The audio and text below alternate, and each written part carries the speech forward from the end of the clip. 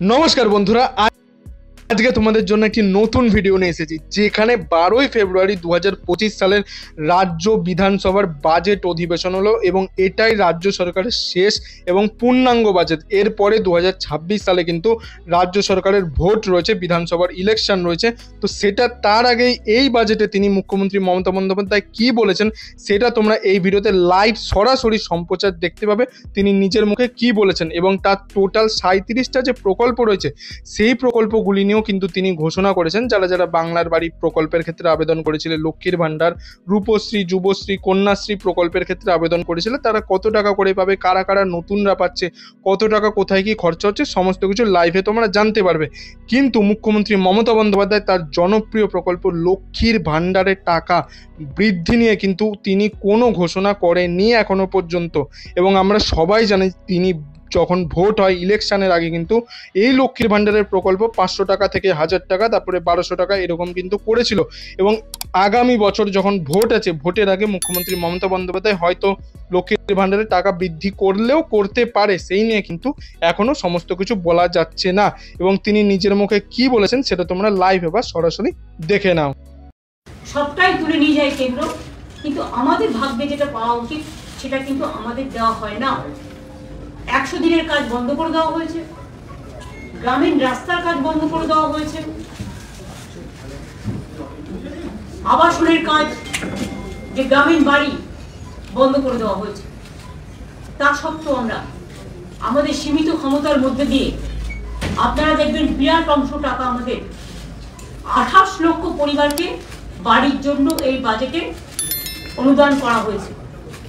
12 লক্ষ মানুষকে আমরা অলরেডি ওদের 14,500 কোটি টাকার মতো লাগবে, সম্ভবত 1400 আমরা অলরেডি হাফ দিয়ে দিয়েছি ডিসেম্বরে, আর হাফ 14,000 সামথিং আমরা হাফ দিয়ে দিয়েছি এবং বাদ বাকিটা পাবে ওরা জুন মাসে, 6 মাসের মধ্যে। আর দ্বিতীয় যেটা 16 লক্ষ আজকে আবার নেওয়া হলো নতুন করে, যেটা আমরা 28 লক্ষ সার্ভে করেছিলাম, ফিল্ড সার্ভে, সেই 16 লক্ষ মানুষ যারা লিস্টে আছেন এখনো পাননি, তারা ডিসেম্বরের মধ্যে প্রথম কিস্তি পেয়ে যাবেন অর্ধেক, এবং সেকেন্ড কিস্তি তাদের বাড়ি কমপ্লিট হওয়ার আগেই আমরা দিয়ে দেবো। অর্থাৎ আমি মার্চেও দিতে পারি, এপ্রিলেও দিতে পারি, জুন পর্যন্ত আমার টাইম আছে, 6 মাস টাইম আছে। তার মানে মোট 28 লক্ষ। এরপরেও যদি কারো এই লিস্টে থেকে না থাকে, সে চায়, সেক্ষেত্রেও আমরা ফেস বাই ফেস করব। আমরা কাউকেই বঞ্চিত করতে চাই না, কারণ মানুষের মাথার উপরে একটা আশ্রয়, মানুষের জীবনের গভীর শিকড় এবং একটা আস্থানা। 2 হচ্ছে, আপনারা দেখেছেন গভর্নর কালকে পরশুদিনের স্পিচে, যে স্পিচে তিনি বলেছিলেন 10 তারিখে যে ঐক্যশ্রী প্রকল্পে আমাদের আবেদন করেছিল 44 লক্ষ, আমরা ডিসেম্বর পর্যন্ত দিতে পেরেছিলাম 16 লক্ষ। কিন্তু এখনো পর্যন্ত আমি খুশির সাথে জানাচ্ছি, মার্চের মধ্যে এই টাকাটা, ফেব্রুয়ারির মধ্যে 33 লক্ষ স্কলারশিপ হয়ে গেছে, 16 লক্ষটা 33 হয়ে গেছে। এবং মোট অ্যাপ্লিকেশন আমরা রিসিভ করেছি 45 লক্ষ, এবং বাদ বাকিটা মার্চের মধ্যে 45 লক্ষই তারা পেয়ে যাবে। লক্ষ্মীর ভাণ্ডার প্রকল্পে এখনো পর্যন্ত 2,21 লক্ষ মা বোনেরা পায়, এবং এতে আমাদের প্রচুর টাকা খরচ হয়, 50,000 কোটি টাকা। তার কারণ আমাদের দেখা দেখি টুকরি করে কিছু কিছু রাজ্য, যেটা বিজেপি ইলেকশনে জেতার জন্য করেছেন, অনেক রাজ্য আবার অনেকগুলো বন্ধও করে দিয়েছে। তাদের মধ্যে নানা রকম রেস্ট্রিকশন কাজ করে, যেমন মান্থলি কারো বাইক থাকলে হবে না, বা ফোন থাকলে হবে না, বা 2.5 লক্ষ টাকা বছরের ইনকাম হতে হবে, সব আছে। কিন্তু আমাদের লক্ষ্মীর ভাণ্ডার হচ্ছে ইউনিভার্সাল।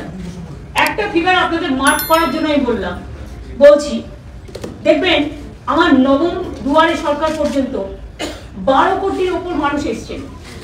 আপনারা আমাদের কোয়েশ্চেন করতে পারেন, বামফ্রন্ট থাকাকালীন লাস্ট যে সেন্সাস হয়েছিল তখন সেন্সাসে 9 কোটি দেখানো হয়েছিল, এখন প্রায় ওটা 11 কোটি হয়ে গেছে।